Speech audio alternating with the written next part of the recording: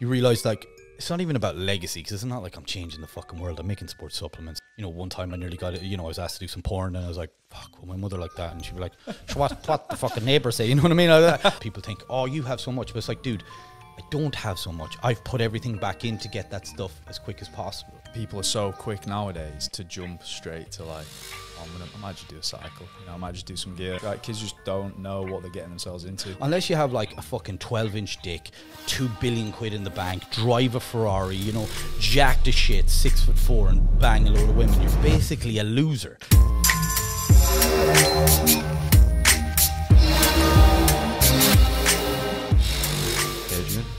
Alpha Neon, welcome to the Wolf Supplements podcast, mate.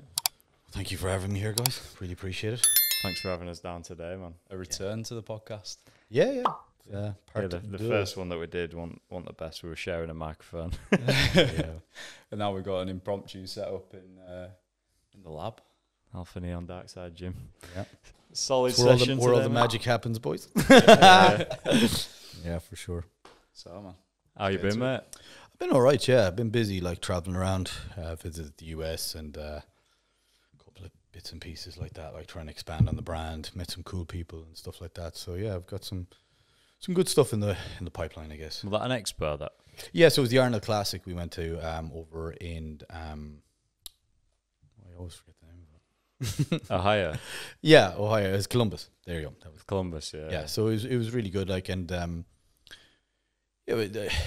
I guess since I'd been there a couple of times before, you know, working with other supplement companies, and first time I guess going there with Alpha, and the lay of the land, I guess, had changed a little bit. Like, things I thought would have been easy are actually a lot harder than I expected, and things that I thought would be much harder are a lot easier. So kind of the sense of what I went out there with, I kind of came back, and it kind of, my thoughts on it 180'd a lot. We had to kind of reevaluate things. So yeah, it was really good. We went over there with Stacked 3D. What kind of things do you mean there? Like, I guess like the way that it was like before is people were a lot more kind of, I suppose, how would you put it? Because I kind of went over with the percept, like, you got to understand, the last time I was probably there, kind of working there, you know, experienced the expo as, I guess, part of, like, obviously it was the first time I was there with Alpha, which is my own brand solely, but the last time I was there was kind of working with other vendors and stuff like that. And I guess starting a brand that was completely in its infancy over there again, when you're kind of situated over here and you have some sort of a follow. I'm not saying I'm the biggest brand by any means or manner, but some people know us over here, and obviously when you go over there, I thought it would kind of be easier to interact with people, but like, I guess I'm a very laid back type of person. So when I went there, I think you have to be a little bit more verbose. You need to kind of like go, hi, how are you? How are you getting? And I'm not a massively adept person at that. I'm very like, if you want to come chill, come hang, we talk. Like, I'm kind of very like that. And I think when I was there before, it wasn't so much like that. People would come and investigate things, but I think they almost wanted, I wouldn't say sell yourself to them, because obviously you're in your infancy, they don't know who you really are. And I thought we would have a little bit more of a foothold because of, you know, different things we had done over here, because we do get sales in the States on a regular basis. Not a massive degree, but you know, a good few sales every month that we'd be sending over there. So obviously I thought that would be there, and it was really weird because after we came back, we had an influx of like orders. We had like Sick, yeah, like a lot. But it was ironic, like some of them had wrote like little notes and stuff and said, we saw you at the expo, but you look really tired. And we're like, oh fuck yeah. Well, yeah, we were jet lagged, but I think, you know, as I'm Irish obviously, and my girlfriend's English, and I think you're just much more laid back. Like, I'm the type of guy, if I go into a shop to buy some, you know, kicks or whatever, and somebody's like, hi sir, can you get your shoes? Like, what size are you? I'm like, dude, fuck this guy, I'm out here. Like, just leave me alone. Let me look in my own time. I get it. Yeah. I don't need that. Like, because obviously more than likely I'm there to probably get something. I'm there for a reason. Whereas I think you need to be a little bit more like that. And I think that helped me understand the lay of the land. And that way, influencers have a massive degree over there of influence, I guess, but like they do help sell a lot of stuff. That is a very pertinent part. Whereas over here, I'm sure it's part of it, but it's not a massive thing. Like, you know, you could have a brand and never have an influence as part of your brand, or any sort of, you have to have a social media presence, don't get me wrong, you have to interact with people, But I think that's that. I think the things that would be very beneficial over there is obviously us spending time over there, going to shops. I think people enjoy, and they do enjoy. I think the things that correlated from there to here were people enjoy that I own the brand and I go and talk to people and interact with people. And that for me is the best part of having a brand, is interacting with different people, learning about different people, you know, learn about different cultures, different, you know, every sort of thing. That's the stuff I like. And, you know, we go maybe eat some food, go train, like I'll go up to you guys, you'll come out to me, and I have that with several people. And it's just a really good way to get to know each other better. And it brings, they understand that, like, you're not just, I'm not friends with you because I want to sell you shit. You're not friends with me because you want to sell me shit. You're not friends with me because, you know, it's like, oh, I'm just trying to get something. You know what I mean? There's no, like, obviously, as you learn from each other, and if you ask me, oh, who did this or who did that, I'd tell you straight away, because I know that, like, I genuinely want to see you succeed, and vice versa. And that's kind of the way that it is, and that becomes kind of much more normalized, and that it's very like that over there. Like, people want to see you do well. What other companies and stuff? Or? Yeah, in America, yeah, like they'll interact. Like, don't get me wrong, there is probably, you know, you have to weed out everything like everybody. There is obviously people who want to take stuff, but, you know, for instance, I met Rob from Apollon, and we got to spend some really good time together, and that guy's a really genuine guy, and we're on a very same level. Like, he's a hardcore gym, you know, and stuff like that, and I like his brand, I like what he does, and we're very kind of, you know, in have you spoke to him before you went over there then? I had met him before, briefly, but I mean, we'd you know, the odd message, you know, nothing crazy. Like. Yeah, whereas like we spend a lot of time together, and then he came over to the UK. We spent more time together and got to really know each other. I had a lot of respect for him as a business and his ethos, but as a human, that you develop that when you spend more time together, and you learn from people and people you admire. And like, for me, the industry, the pie is big enough for everyone, so nobody should really. I try to never put anybody down. If people ask me a genuine question, I'll try and answer, but never be like, fuck that guy, or fuck that. I try never to really be like that. It'll take a lot. Like, you'll have to do a couple of things. Like, don't get me wrong, if someone wants to have a fucking, you know, get in a ring and fucking, we can do that. Like, but again, it would take me a lot. I'm at the age where I'd just rather go, fuck it, good luck, take care. I'm just going to ignore that, but I can't be fucked. I got way better shit to worry about. And I think sometimes for me, that's good in one way, and other times it's kind of a little bit of a downfall, because of the fact that I don't really heed what many people do. Like, I don't look at other people's brands or supplements that much unless I'm asked to, or unless I'm asked, oh, maybe to help formulate something, or help. I don't tend to take a massive degree of looking at things. Like, I'm more into like looking at, you know, new nootropics that are coming out, or new ingredients that are coming, you know, something like that. I'm much more into that. But I think sometimes obviously I have to do a lot more on social media for my own brand. I think that's somewhere where my brand fails miserably, and I didn't grow up in that sphere. Have you ever thought about getting a social media manager? We are eventually. What we're doing at the moment is redoing our website, you know, re-kitting all of that out, and I want to launch the kind of summer line of the clothing that we've done, and then kind of get more into that, get everything more into that. And the good thing is, I guess, you know, even learning from you guys how you guys do it, and I've asked you questions about it, and you've graciously helped me out with bits and pieces and told me your advice. And I think as long as I'm always open to that and willing to ask people and get people in, because I'm an old school kind of guy, so, you know, I'm in my 40s, so like sometimes, you know, what makes you can almost break you in that sense, whereas I didn't really have to do any of that for a long time. Now I really have to, and evolve with the times, and not be such a, oh, fuck that, you know what I mean? And sometimes I'm like that, because I'm like, oh, fucking no interest in that, like, you know what I mean? Oh, I got a new pair of Nikes, and you're fucking semi-naked, show me your brown eye. I don't really have fucking, do you know what I mean? Do you know what I mean? I'm like, oh, fuck it. Does that actually sell a product, or is she using hair removal cream? You know, and it's not just females, men too, you know what I mean? Like, don't me too me, do you know what I mean? Like, but it's just like, like you say, you got to evolve in it. Like, you in that world now. Like, if you don't keep up with it, then people will overtake you, won't they? Like, yeah.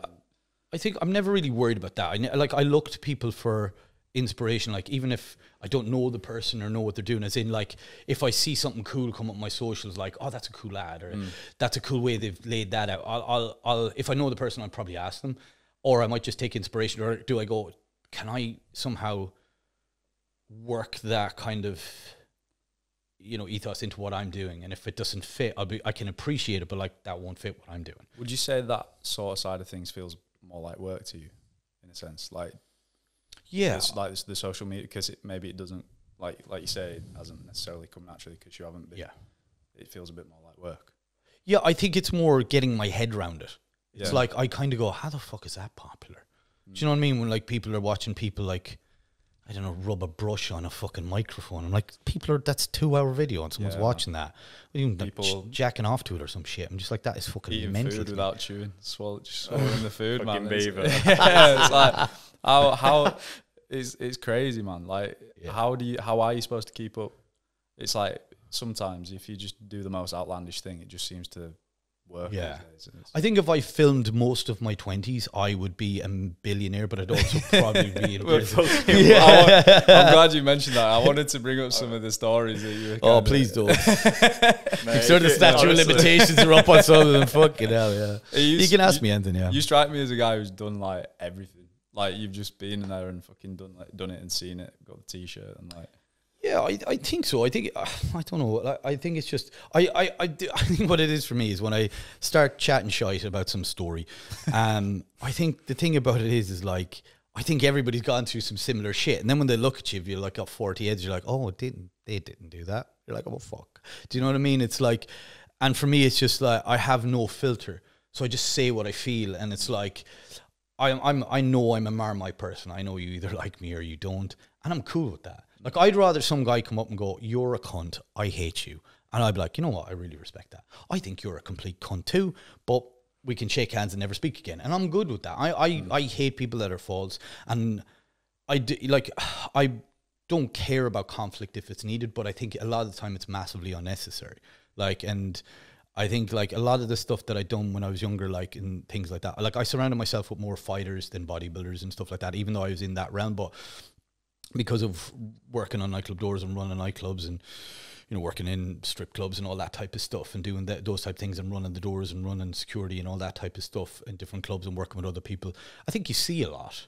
And you become very desensitized to certain things. So things that maybe I would find incredibly funny really aren't that funny at all. I'm like, oh, do you remember that? And you know, you're just like, remember that guy like fucking farted, shit himself and fell out of a tree. You're like, oh, that was hilarious. Yeah. You think he broke his neck? Did he? Yeah, fuck him. Do you know what I mean? But you're like, it's not really like that. But at the time you're like, fucking hell, you know, like obviously, you know, when I said like a guy in my house like said, oh, I'll make it to that tree and jumped from a balcony, I'm like, and he nearly fucking, like he literally fucking snapped his leg in a million places. I was like, no, I'm fine. Tries to get up and just buries himself. Like, to me, that was fucking one of the funniest things I ever seen, because he hadn't a chance in hell of making that jump. Like, there was no hope. Like even if he was like the world's, even if he's a fucking gazelle, he wouldn't have made it. Like, and like this guy was like 10 pounds of shite in a 5 pound bag, if you know what I mean. Like, he was everything was hanging out, and I love the guy to bits. Do you know what I mean? He was like, I remember that t-shirt, you know, when you just have the whole vision. Like, he had shorts that were as bad as these on, and then he had a t-shirt that he was I don't know, he would have had like 14 pounds of lard to slide that t-shirt on. It was that tight. Do you know what I mean? And like, I love the guy because it was a designer t-shirt, so he thought, yeah, I'll get size small, and the guy is like treble XL. I'm like, you know, that's what I mean, like what, 5 pounds of shite in a 10 pound, or 10 pounds of shite in a 5 pound bag. So it was like, it wasn't a good look. And then to see this, you know, imaginary missile try to make it like it was legitimately impossible. Like, it wasn't like, it was like the tree was like beneath him, so he could kind of like almost, you know, get over it. It was at the same level. Like, there was no fucking hope. Like, and he's on a balcony that thin. Yeah, like there was no hope. Like, if gravity had stopped working, even then there was a chance he wouldn't have made it. Do you know what I mean? Like there's just no. It's like, dude, there's no, like, I honestly, like, that guy would be killed by being hit by a parked car. He's that fucking stupid. But he's a great mate. And when his leg like crushed into a million bits, I still find it hilarious. But the fact that he was like, I'm fine. I was like, you're fucking not remotely fine.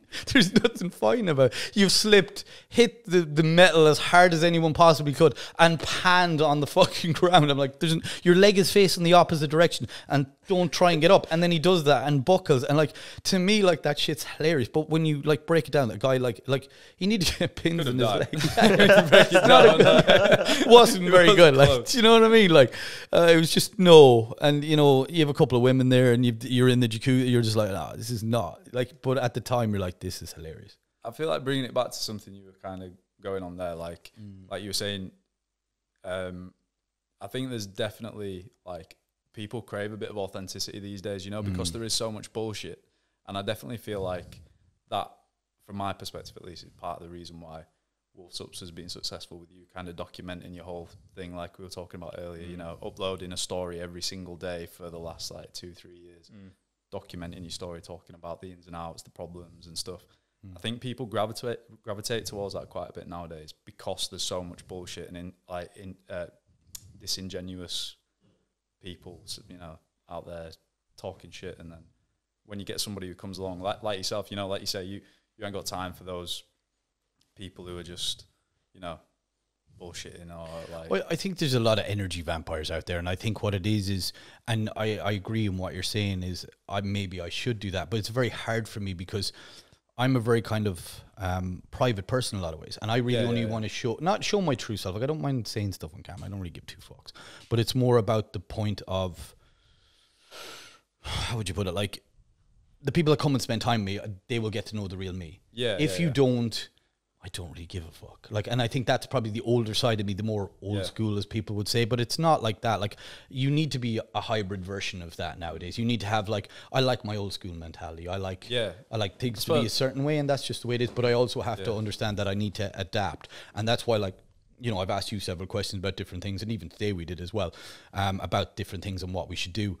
And I appreciate the honesty, because I don't take things as, you're shit at this. I take that as, you have to learn it, and I'm asking a question for a genuine answer, even if it's, to some people they might say, oh, well, that's putting you down. How's that putting me down? This guy, if I heed his advice, I can adapt that to my business. If I can't, I can't, but I need to be open to that. And I think, there's definitely that. I think it's just sometimes I'm so private with a lot of things in my life. Like, I suppose I put things in boxes for any, you know, way. And I guess, you know, I try and just not really put out a false persona or anything like that. I've always, like, I talk on podcasts, I do this every now and again, and I'm always myself, and I just say stupid shit. I think that's more sort of what I was alluding to. Like, obviously you've been successful to get to the point where you're at now with your product range, your companies, your relationships with other businesses, manufacturers.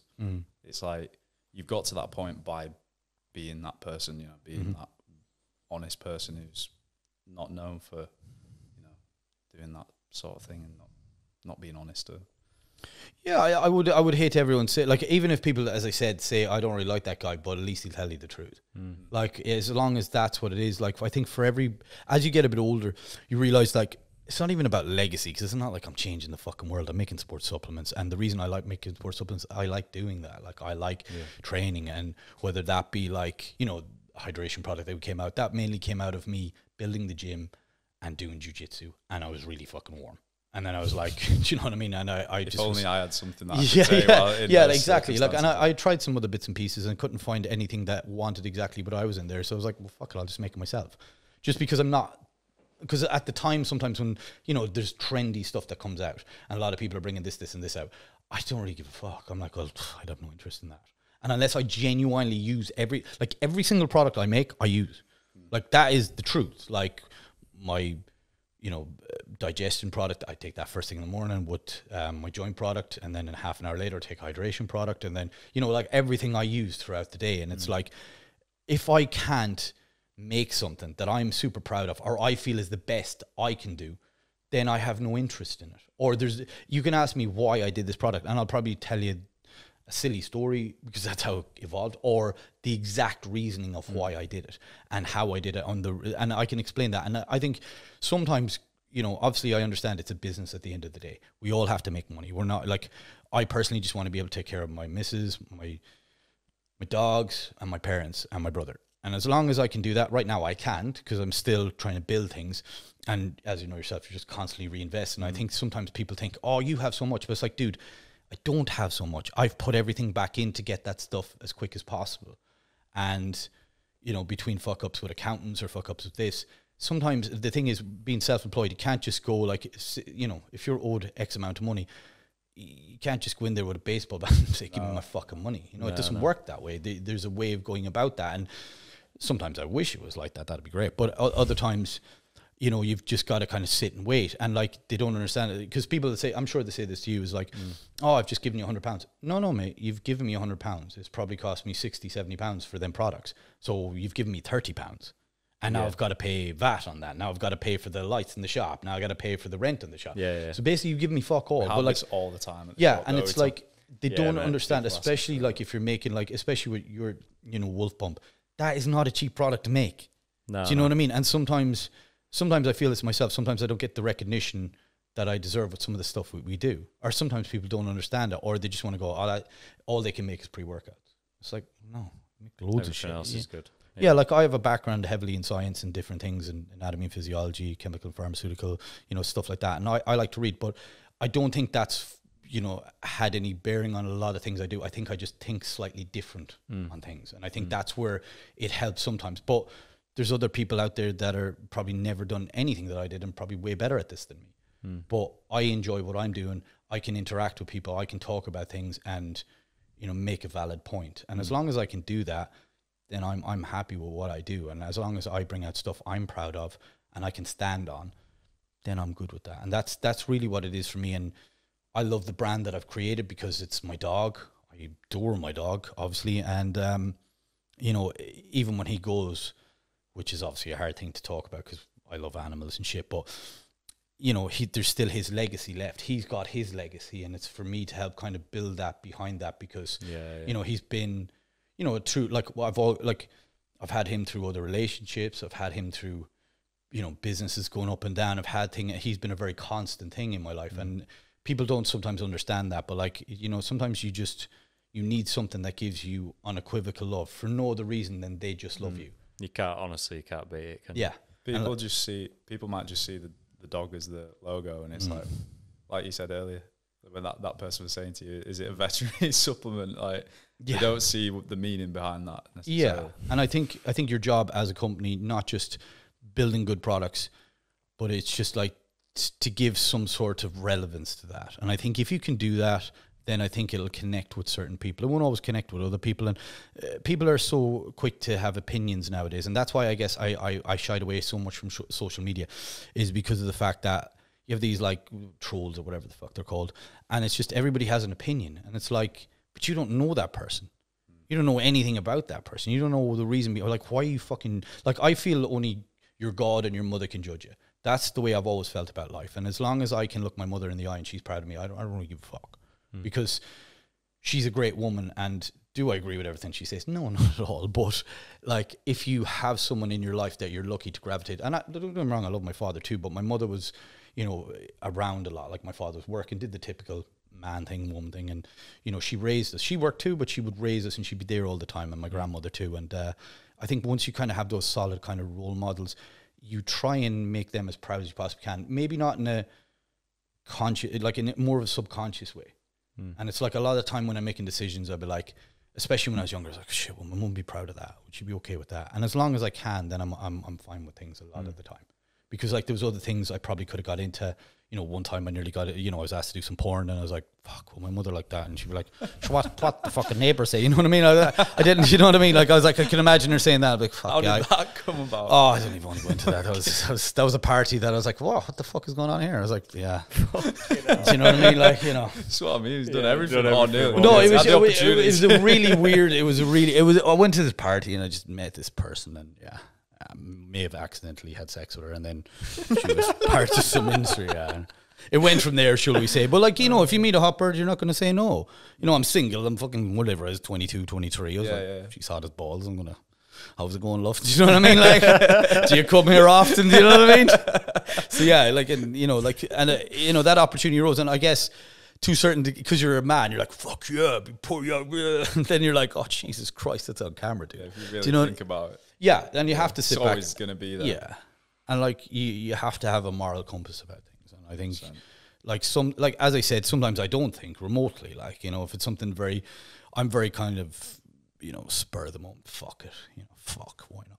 You know, and it's like, but with certain things, you have to take a step back and realize, you know, sometimes your actions do have not even consequence. That sounds very ominous, but sometimes you just like kind of go, is it worth that for that? You know, is there anything that like stands out in your mind where you had that like fuck it mindset, and then you all the fucking time, all the time, bro? Is there a significant like?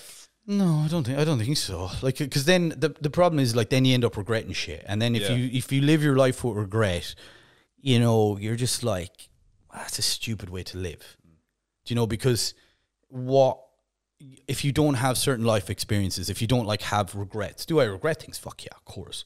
But do I think at the time, you know, like sometimes I look back at my younger self, I probably want to kick the shit out of myself because I was an idiot sometimes. But when you're that way at the time, if you don't have those experiences, you mightn't see the wrong and the right. You might never learn from those things. So if you don't do that, and then I think if I didn't go through that, I wouldn't be as open to things as I am as an older man. I think if I was very insulated and kind of like, oh no, what if and what, I just wouldn't give a shit, man. Do you know what I mean? Like there's probably about 2,000 incidences I could go through with that were just completely stupid. But like I never went out with anything that was to do with malice. Yeah. You know, I never intentionally said, oh, right, at the start of tonight, I'm going to get a massive brawl with two of those guys. I'm going to break that guy's fucking jaw because he looks like a dick. I would never, ever be like that. It's just, I hate kind of bully mentality. It's not the way I am. But, like, if someone's going to come up and get in my face, I'm going to throw a nut at them and tell them to fuck off. You know what I mean? I'm not going to stand there and have a pushy fight and get riled up. I'm just going to react to it and bang, and that's it, and fuck you. You know what I mean? And I will have no empathy for that, because if that person wants to get in and you know, give me harm or do something to me that I feel is going to be detrimental, I'd rather deal with the consequences of him on his arse asleep than me on my arse asleep. And because you don't know what's going to happen. Like, I would never like sit down the ground and start jumping on someone's head. That's not the way I am. If I bang someone, they go down, that's it, I'm walking away. I'm not going to stand there and, you know, take pictures for Instagram, go, hey, how's it going? Do you know, it's just not the way I am. Like, I will never mention it again. Even if I saw that person 2 weeks later, I'd never bring it up. Because it's not, I don't think there's anything valid or, you know, anything that needs to be talked about. Like, you got in a fight, shook hands, had a drink afterwards, job done. Or if they don't want to do that and they want to have it again, we can have it again. Do you know, but it's not a good way to live your life if you're going out looking for that. I just liked having fun. You know, I never really drank that much because I was always involved in athletics and boxing and stuff when I was younger. And then when I got a bit older, I was always involved in powerlifting. But then I was working a lot of nights because I was paying for university and stuff. So when you're kind of out and you see, not the worst of the worst, because, like, you know, drunk people getting pissed, throwing a fucking couple of slaps, you know what I mean? Like, it's not a big deal. It is what it is. But, like, but definitely, people do definitely go out looking for trouble. Oh, they definitely do. But, like, you're always, look, and it's a saying is as old as time. You're always going to meet someone bigger and braver than you. So if you go out looking for that and you have that negative energy around you, you're going to attract that to you tenfold. The thing that gets me is like I've never been in like a fight. Genuinely, like, not even out on a night out, never. That's never a good thing. I think that is extremely admirable. I think that's a great thing. The main reason, like what we were talking about earlier with the Muay Thai camps, you know, you were talking about that guy who was like, what, 140 pounds wet through, but he could kick through two baseball bats. Like, you don't know who you're messing with these days. I just would rather retract from a situation than even expose myself to like that kind of. Yeah, and I would be much more like that now, because I think, especially like where I grew up, people would have a fight. They would genuinely throw fists. I think nowadays a lot of people are tooled up, and I think and that's why I think I'm more, I don't put myself in those situations that much. Like, it's not like I already have a woman. What's the point in bringing an apple to a fucking orchard? Do you know what I mean? Like, I don't need to go to, like, I don't really drink, so why am I going to go to a club? I already have a woman. So, like, it's not like I can go out and fuck another bird. And if I do, I'm going to lose all that. So that's just dumb as fuck. So, as I said, and I don't really like the music they play. So what the fuck am I going to, like, why am I going to go out? Like, there's just no point. Like, it's different if, you know, there's 15 or 20 of us and we all went out. The likelihood of us getting in any bother is probably slim to none. There's always going to be one fucking dickhead who's going to be there, that's going to be in that group, and you're going to go. Yeah, and you can see that. And a lot of the time as I got a bit older, when I seen that dickhead, I'd be like, I'm removing myself from this situation and leaving. Because the problem is, if people know you can, you know, you're going to throw a slap or you have a bit about you, they're going to push that fight towards you. Because a lot of the time they're instigating shit. Like, anyone's like, hold me back. They don't really want to fight. And the majority of the time, even when trouble happens, I'm like, oh fuck, I don't want to get into this. Do you know what I mean? It was different. If it's ball on your plate and somebody walks in and just pushes you, bang, I'm fucking throwing a slap. I ain't, because it's rather, it's kill or be killed in that sense. And nowadays as well, like, I don't need to prove myself. I didn't need to prove myself back then anyways. And if I could walk away from a situation where someone goes, oh, you're a pussy or whatever, I'm like, cool, sound. It's a word. Like, you know, it's not like on my headstone, you know, Davey, the dickhead, is going to go and write down Adrian's a pussy. And if he does, fair play to him. I'll probably laugh about it, you know. But I think from that sense, you have to be more adept at that things. And I think as well as that, I think if you're happy in certain aspects of your life, then you attract more happiness towards you. Yeah, and I think it's always when you're going through a bit of a rough spell, trouble just seems to find you, doesn't it? I remember I was going through a bit of a rough spell years back, like 19, 20, and it was like fighting every week and just getting into shit every weekend. And that's just because my head were in a bad place. Now it's so hard for me to imagine that happening to you. Because the person the you that I know, like, I just cannot even picture that. But you're right though, like, it is, if you're a negative person, you just attract that negative energy at times, don't you? Yeah, and I feel like, you know, the guys that when you come out, you've got 10 lads, and you'll always see like one of them, you're like, oh, is he gonna start tonight? And you know him, and it's because of the energy he brings, and because and a lot of times, sometimes those guys are stepping up because they're around all of those people, because they know, like the guy we talked about, one of my mates, you know, as I said, amazing Muay Thai fighter. He would beat the brakes off most people, like kick you in the legs, and you're fucking gone. Like, you know, he can break 2 baseball bats. That's one of his party pieces. Like, he could do that. One of the other lads could do that as well. Like, and they're not big guys. They're very unassuming. You know, like, I remember he used to dress like a skateboarder. Do you know what I mean? That was his shit, you know? Walk around long shorts, Vans, and he, you know, he's an animal. Yeah, you don't know what you're walking into there, do you? Like, the thing is, don't get me wrong, if you grab the guy, he's a small guy, you can pick him. But I mean, you got to grab him. Yeah. And do you really want someone who can kick, you know, literally put 2 baseball bats and kick through them? Not 1, but 2. Now, can you imagine that kicking you in your thigh? Jesus. Never mind anything else, like. And I'm like, that's not what you want to be going out on a Saturday night after a couple of G&Ts. You know what I mean, man? Like, that is not what I want to be doing with my time. But, like, you know, and I seen a guy pick on him, and he bet 7 bells of shit out of that guy. Like, he just kicked him twice, and that was game over. He didn't even hit him near the head. It was 1 to his stomach. Well, it was a liver kick to the side. The first one hit him in the leg. He bent over a little bit because your man was a good bit taller, and then he liver kicked him. And that was that. Your man shit his pants. Like, legit. Like, you kick someone in the liver. You should have seen that guy. He got kicked in the liver, thought nothing happened, took 2 steps back, like, oh, fuck, and just slipped it on the wall. I was like, you fucking tosser. Do you know what I mean? Like, you absolute moron. Like, and that's the thing. It was like, I was like, oh, fucking hell. I was like, Jesus Christ. And he deserved it because your man came at him. You know, the bottle in his hand, he's waving it, he's coming at him. Fuck it, do him. Too right. You know what I mean? Like, and that's the thing is, like, I don't understand that mentality. I just want to go out and have a good time with mates. Like, that's why I'd rather go to dinner, sit down, you know, book a nice spot out and just have a laugh. You know, if you want to go to a titty bar afterwards, let's rock. You know what I mean?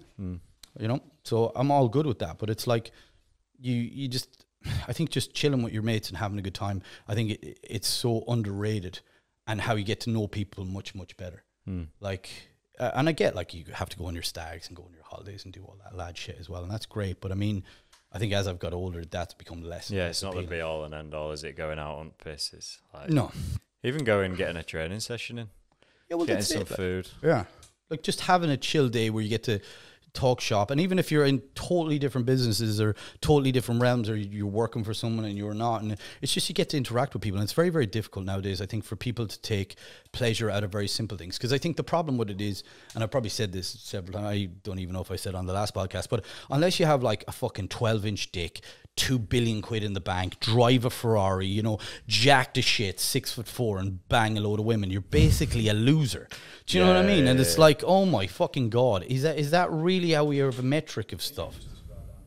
But the thing is, like, I understand, like, with Andrew Tate, like, I get it. Like, I get why people are driven to him and why they're drawn to that stuff.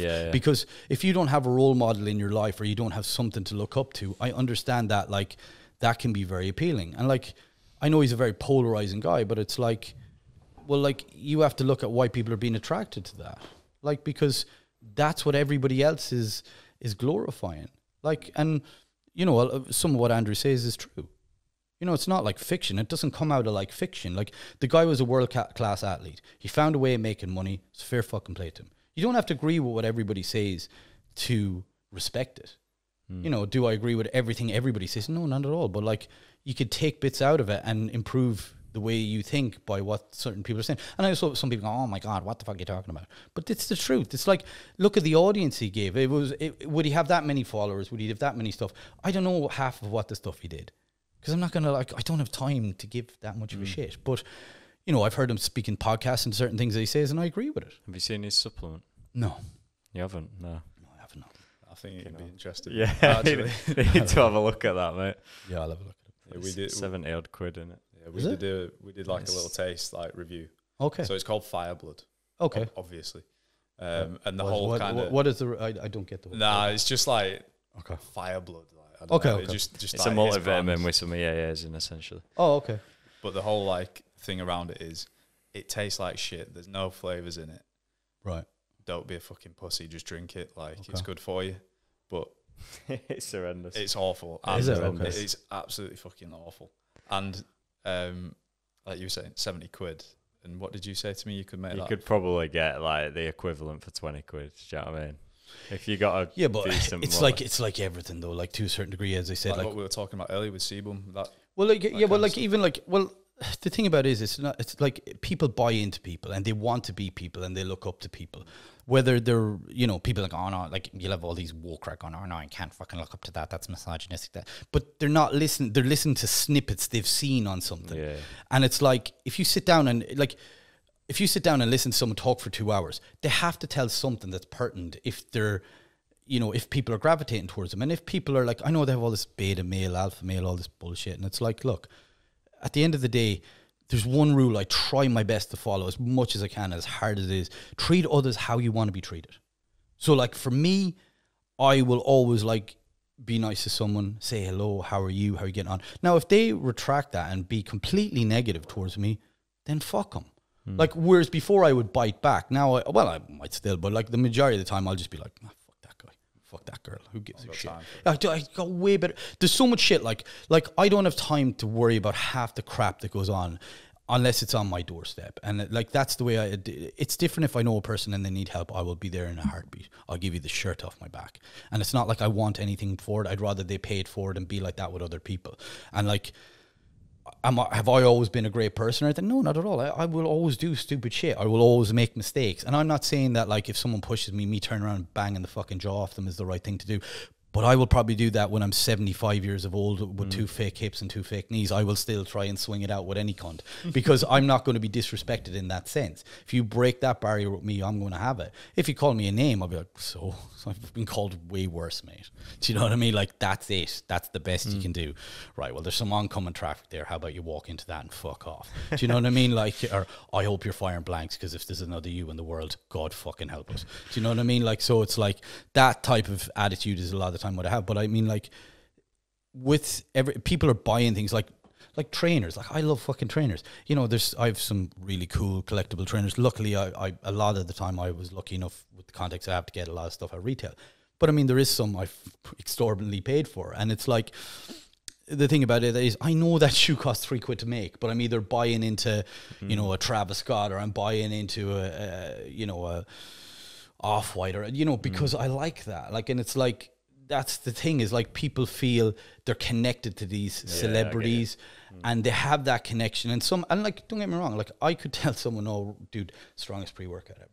Now that it could be just caffeine and water, and I could put a little flavor, this best thing you've ever taken, and they drink it and have this, you know, pseudo effect and go, fuck me, that was great, mate. Do you know what I mean? Like, fucking hell. And I think for some people, especially if they don't know about ingredients and stuff, they're just going to buy straight into that. And I think, you know, people might say, oh, that's wrong, but that's marketing.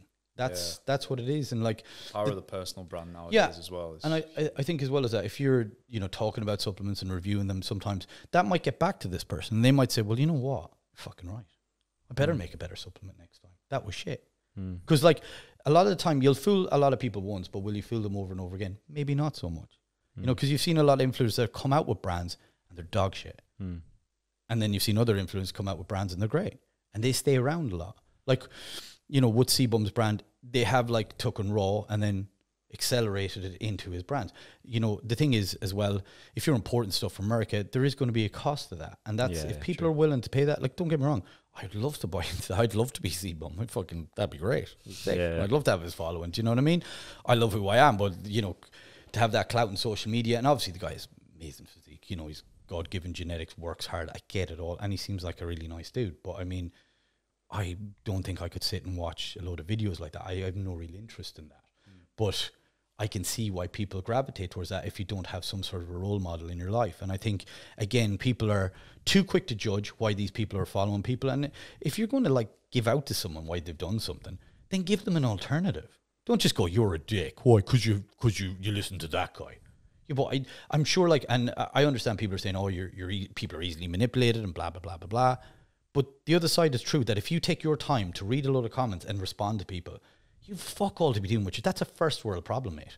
Get on with your own life. Unless someone crosses your path and they are very negative and you try and educate them in why they're being so fucking derogative towards people or everything else, then there's no point, because people have their own ideologies with stuff and you're just like, oh, fuck it, whatever. You know, and like, as I said, all I can do to people is like, I never judge people. I don't give a fuck what you believe in, who you are, what you are. I couldn't give a fuck as long as you're cool. And there's a universal thing, to me, you're either cool or a dickhead. And again, that's my interpretation. Like, people could walk in and say, yeah, Adrian, fucking cock, absolute cunt. I'm not cool. And another person go, I actually think he's really nice. Or he's funny. Or, yeah, he's a bit of a dick, but he's funny. Or, you know what I mean? Like, it's like flavor of products. Like, I love that when you do, and you're like, no, I don't. I think that's the worst flavor. Do you know what I mean? Like, yeah. Do you know what I mean? Like, sorry, it's my really bad Tom impression there. I'm out. Be like, get to the chopper. I think that worst flavor, that for me. I don't like that. Oh my God. I don't like that. Where does this come from? Like a different guy. No way, that's so weird. Sorry, mate. But yeah. You look a bit like Lane Norton from this. Do I? By the way, yeah. I'm looking at you like, I like it. Actually, if anybody is listening, his take on like how diuretics work and stuff like that is amazing. So people should read that. Like, like he's some videos for that. Like, and I remember like trying to explain it to a client before about that, like just water manipulation and stuff and the downfall of it, and he explained that amazing. Like, I probably took 4 hours of almost like a dissertation to try and get it through this person. He did a 10-minute video, and I was like, that's brilliant. So he's been around years, hasn't he? Like, yeah. I think he was with his Civation first, doing Extend and stuff like that, like, because they had the big thing about like BCAs and stuff. Who were that? Civation. So then Extend. It was called Extend. Yeah, it's still around today. I think we used to stock Nutrabolt. Yeah, we had Extend, didn't we? Yeah, Nutrabolt on it, so the guys who won C4 bought it up. But yeah, it was Mark Lupliner's company. So he used to work with Lane Norton. What's he doing now? So he owns Tiger Fitness. Tiger Fitness, fucking hell, man. Yeah. Really nice guy. What's that? Do you know Chris Jones? Chris Jones. Beast Mode Jones. Oh, yeah. Chris Jones. Yeah. I've seen some of the videos. He's a good powerlifter, isn't he? Nah, he's bodybuilder, natural bodybuilder, but he's got... Did he do like some weird squats? Was that the guy? Probably, yeah. They used to do deadlift parties. I used to watch him years ago, but he has a brand that's stocked on Tiger Fitness. I can't think what it's called. Yeah, like I met Mark because, like, you know, I met him a couple of times because they used to do like, so there was another company as well around the time called Control Labs. When was this? Years ago, mate. 2015. 2014. Before that, mate, even. Yeah. You're talking like, it was the time of, I guess, not the infancy, but when bodybuilding.com was just huge. Okay, yeah. So like, and I think I don't know, I was working with then some American company, but I remember like meeting Mark, and really nice guy, like really nice. Is this in America? Yeah. Sick, yeah. So I remember it was all about BCAs and mTOR pathways, and they were talking a lot about that stuff. So I think like Lane, so like Lane and them kind of pioneered a lot of that stuff, like went into it in depth and recovery. And so, and obviously you get like the 4 BCAs and EAs and the other ones not, and this and that and the other. But like there always is some like validity to a lot of these things. And I think Lane is he's very like, I think he speaks very well. He's easy to listen to. And again, it was stuff I would listen to a long, long time ago. It's probably nothing I don't really listen to a lot of stuff that much, as in, I probably listen to more murder mysteries or, you know, stuff like that nowadays. I don't really like, I try and just stick to like a lot of PubMed stuff if I'm reading stuff about things. A lot of stuff like anymore, because I think people are almost gone into too much of a nuance nowadays with stuff. And the problem is a lot of the information out there, especially for bodybuilders a lot of the time is for much bigger, larger guys.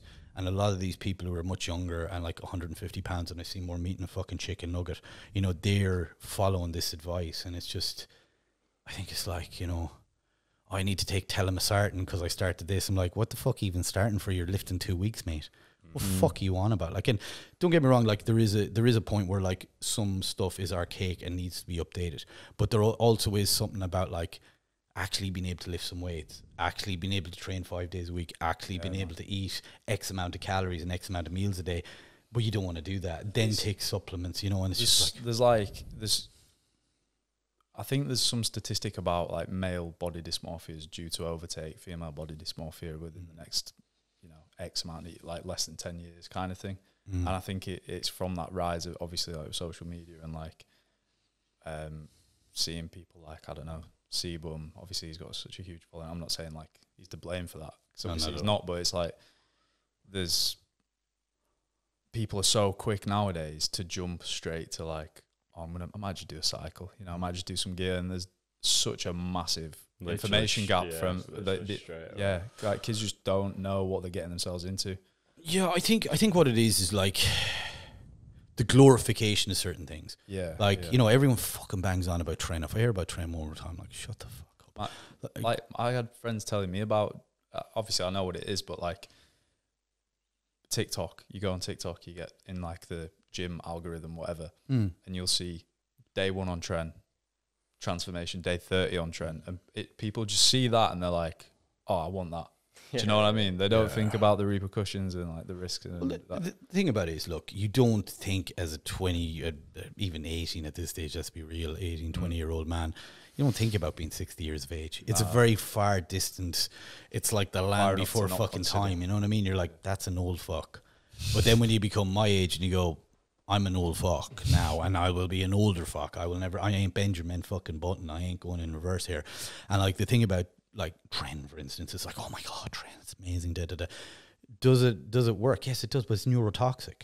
And also the problem with it is so many people like trying to coach people. There is some good coaches out there, but there's so many people trying to be like, I've seen it recently, like of a fucking guy who did like some sort of a transformation, and you know, all of a sudden he's coaching people, and it's like, how the fuck do you know how to coach people? Yeah. Or they've done one show and finished 6th and they're coaching people. Yeah. At least they've done a fucking show. But I mean, how do you like, and I understand people want to get knowledge and I respect the shit out of that, but try and do it for a while. You know, like I coach people? Yes. And I did a lot of it a long time ago, but I got very bored of it because I felt it was like babysitting, and there's a lot of other factors in there as well. And I was doing other things and more interested in it. And it's something I might go back and revisit soon enough myself, because I feel that there's a lot of misinformation out there. But the thing is, I'm not open to learn off other people. You know, I'm not, you know, is there stuff that I see even high level coaches talking about? Yes. Do I think they're wrong? Yes. Because there's always a trend that people are trying to follow. There's always a trend that people are trying to talk about and try and out knowledge each other about it.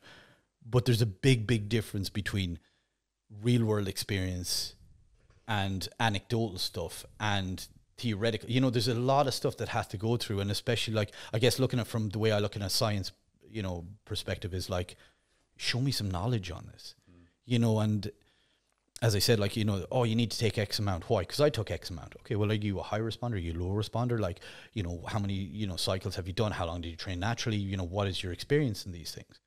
Oh, no, I trained for 6 months and then I did this. And or they'll give this excuse. I've heard this tremendous amount over the last while, owning a gym and even seeing different things, is if a body part isn't coming up, you know, if they can't build it up, or, you know, it's a weak body part and they're trying to, you know, level up in certain things, they'll go, oh, my neurological pathways have been damaged or some shit like that. You're like, well, how? Did you fall off a cliff, mate? Did you break your back? Like, what? No, I slipped one day farting. You're like, what? What do you want? I just don't connect right with that. Okay, great. And then how come you're doing a one-arm, you know, lat pull down that supposedly fits my strength curve when you're 112 pounds? Do you know what I mean? Like, at the start, you should be focusing on a lot of the basics to get your strength up. I'm not saying like, oh, Squats. Everyone should squat. No, not at all. Biomechanically, that doesn't serve everyone. But maybe just start with that. Maybe just see if it suits you. Maybe just, it's really hard. Well, fucking yeah, the hardest things in life. Whereas, I need to lock in and I need to do this. I agree that like good form has to be pertinent, but there's also a time to grip and rip shit. There's also a time to get away from this massively like over, like, I don't know, like methodical stuff. Because and people go, but that guy does that. Yeah, but that guy's a genetic freak. And the problem I feel with a lot of bodybuilding, and even fighting and stuff as well, a lot of the time, people think, especially bodybuilding, I guess I'll take that. If you like, and I've said this to a kid last day, is like, because he's banging on about such, and I don't want to shit in anyone's dreams. But at the end of the day, like when you played football or soccer, whatever the fuck you want to call it, you ran around the field. You could look like Ronaldo, act like Ronaldo, fucking eat the same as Ronaldo, get a facelift to look like Ronaldo, fucking whatever the fuck, buy his boots, buy his clothes, rob his underwear, I don't know, fucking eat his ass, whatever the fuck you want to do. But like, you're not fucking Ronaldo. And when you run around a pitch, every single time you kick that football, you're shit. You're just shit. And no matter what you do, you can't have that because it's not God-given or whatever you fucking believe in. In my case, not God-given. So you don't have that. And it's the same with bodybuilding. A lot of time it's God-given. You'll see some people and they train fucking like, and then have 22-inch arms in about 3 weeks. It's fucking God-given. They're either myostatin negative or they have perfect partitioning and blah, blah, blah. They're hyper-responders, whatever. But they sometimes have it. And it's like, I've talked to people and like some people go, that guy could never take that little amount and look like that.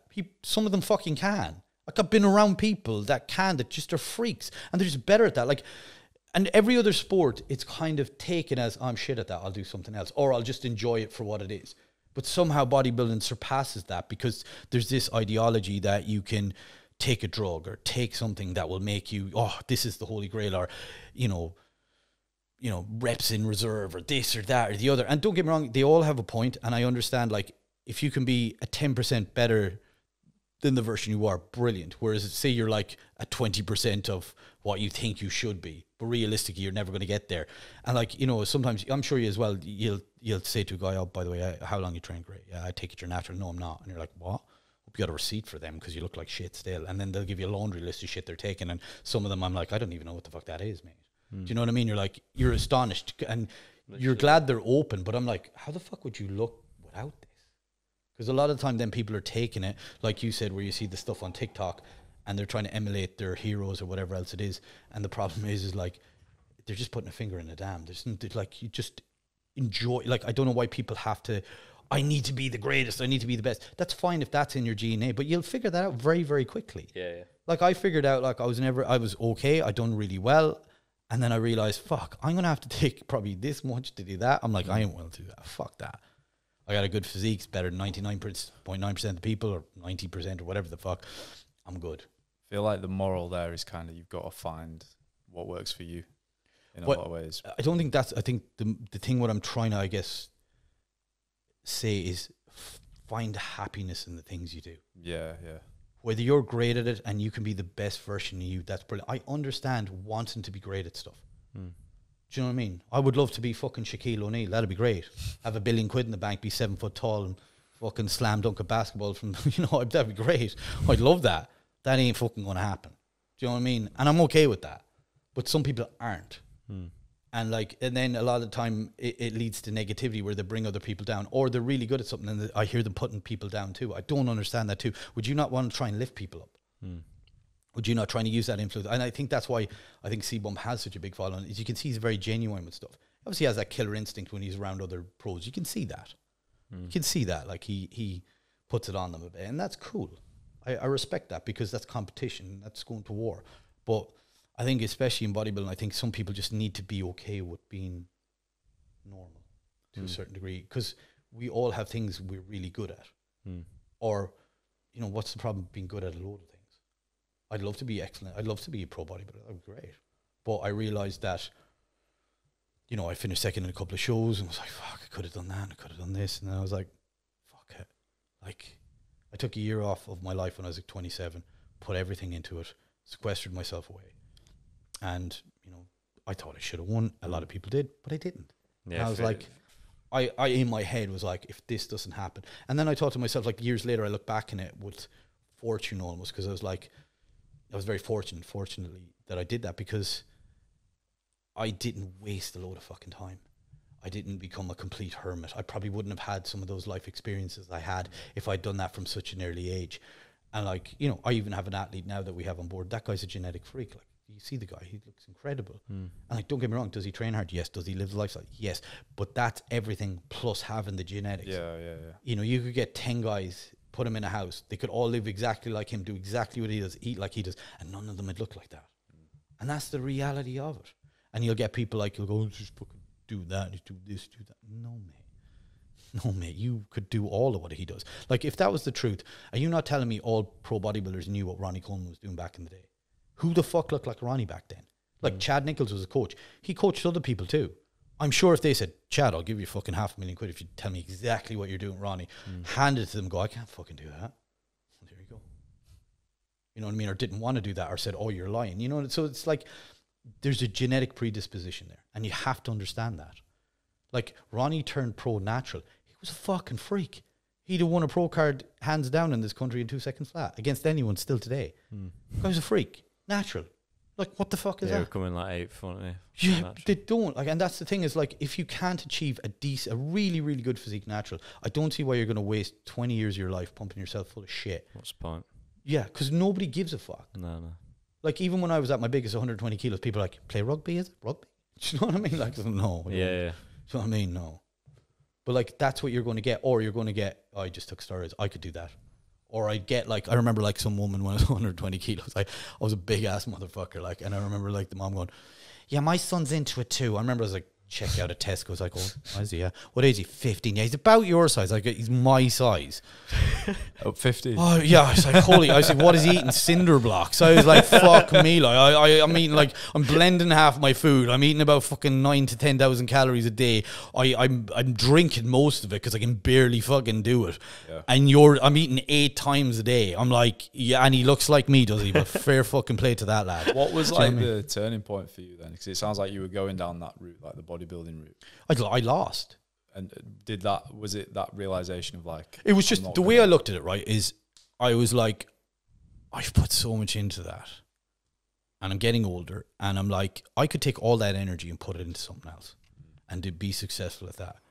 And all the stuff I've learned, the discipline that I've learned from bodybuilding, the eating a meal, structuring life, structuring time, structuring this, if I can do that and then I can structure that into a business, I'll probably be okay at it. Yeah.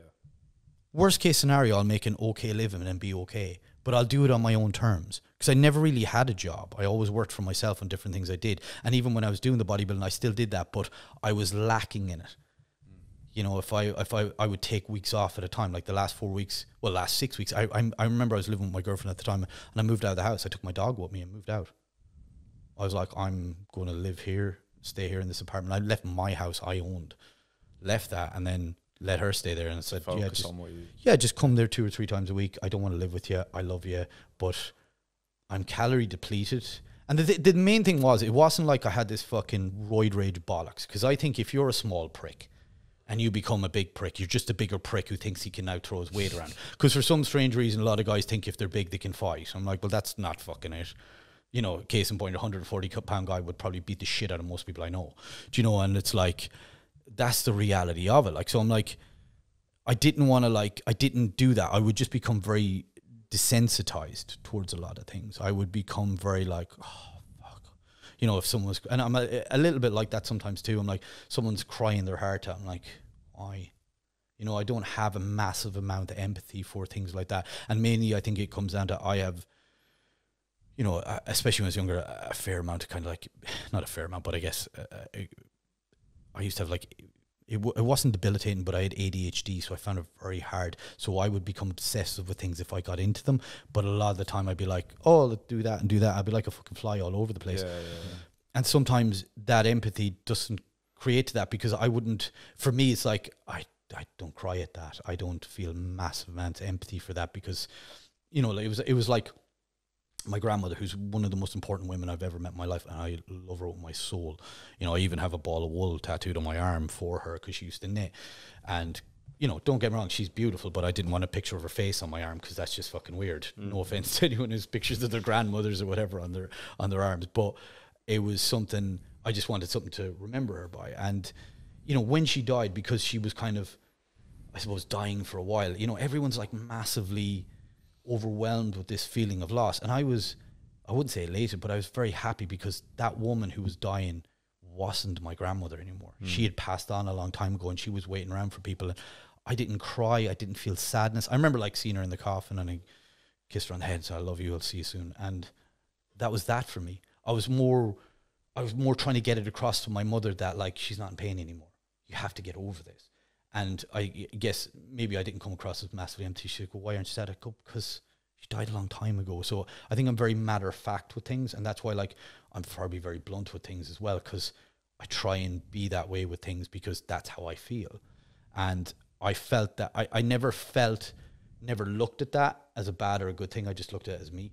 But then when I would take certain compounds, I would feel, and don't get me wrong, I know lots of fuckers say this, but I didn't take a lot because I responded well to stuff, but I also felt like I hated taking steroids. I genuinely did. I felt like I'm just a fucking drug addict. Like I'm sticking a needle in my arse 3 or 4 times a week. What the fuck is the point of this? And like, and then if you took GH, you're taking that every fucking day. And, you know, I'm just like, what the fuck am I doing? Do you know what I mean? Like, I didn't get into this for this. I wanted to look like an X-Man. I loved the X-Men as a kid. I wanted to look like that. I love Thundercats. I even have a tattoo on my fucking arm. So it's like, that's what I got into that, to look like that. I didn't get into it to stick needles in my arse. Do you know what I mean? Hey, Smudge. And, you know, that's what it was for me. So, I mean, like, I would sometimes, like, leave it till, like, before I went to bed at the last second because I just didn't. Because you had to get it. Yeah, because I had to do it. Like, and because my regiment, if I broke it, I'd be super pissed off at that. So, hey, dude, that's why, like, I didn't want to, you know, break it. But like, that was more like, and those were the things that I look back at and thought, I hated doing that, but I did that for a reason. And I thought, well, if I can transfer that logic and that kind of, I guess, not even intensity, but that sort of work ethic, really, commitment. Yeah, that's exactly it. To that, then I can probably do something fairly well. And enjoy doing it. Whereas like certain parts of bodybuilding, like I love training. I train every day still. I love that. I love that aspect of it. I love getting in shape, but I never really wanted to go out in a banana hammock and pose my muscles. I didn't mind it. I had no, like, as I don't mind standing in front of people, talking to people. I had no issue doing any of that. I've done plenty of that in my lifetime. I have no issue with that. But I just was like, I'd just rather go back in the gym and work out. Yeah. And like, you know, the adulation and stuff and things like that. And I'll be honest, I was very, very lucky. I did a lot of photo shoots based off that. And that's when people, you know, do photo shoots. I did television ads. I did lots of this stuff. So I was very, very privileged. Even when I lost, like even in my second show, I think I finished 4th or 5th. And I realized at that stage, I think it was my 3rd contest I finished. Like the first one I finished 2nd, second one I finished 3rd, and then 4th. And then I realized, I better level up and start taking certain compounds. And then that was back to 2nd and 2nd. And but in that, even when I finished like 4th or 5th, whatever it was, 4th that year, I still went off and, you know, did really well out of it. Like, so I always had other stuff that I was doing on the side to, you know, make some money out of it, because I thought this cost me a load of money to do. Like, better see some return on it. Yeah, it's like even just food. I had a very high metabolic rate, and I would eat a lot of food, especially in prep. And you know, outside of prep, it was relatively cheaper foods, but it was a lot of it. And I was like, I put a lot of effort into this shit, so I need to get some of it back. And that's the way I felt about things. Is like, if you could take that, and I knew I was never, like, even if I did turn pro, you know, I didn't. But even if I did, I just thought, I'm not going to be very good at this. And like, the worst thing is, even probably people today, if someone finishes like 15th in Olympia, oh shit. How is he shit? He's the top 15. He's the best. Dude, he's like the best, one of the top 15 people on the planet at this. And he's shit. Yeah. I'm like, no, he's fucking amazing, dude. Yeah.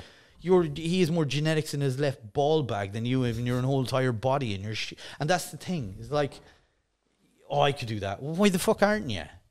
You know, I realized I couldn't do that. And then I trained with some pros as well and watched them training, and it looked like, you know, they did 2 sets and looked like they put on 40 pounds. And I was like, I'm good, but I ain't that. Yeah. And you have to be okay with that. And I think that takes more strength than wanting to believe in something you want to do.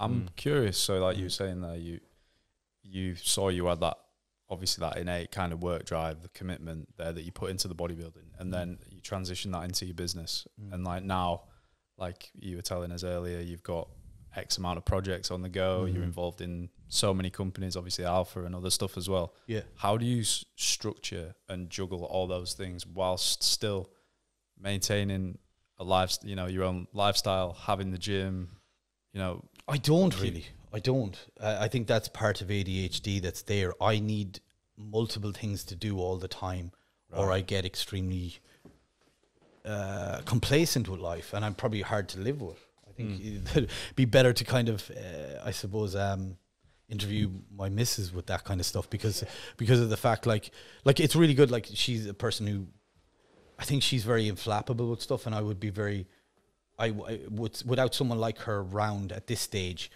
because I thought you'd kind of grow out of it as I got older. I didn't. I always needed loads of shit to do, and whether that be a social thing, or whether that be like, I just had to fill my days up. So if I don't have like 18 hours of shit to do, I don't want to be around.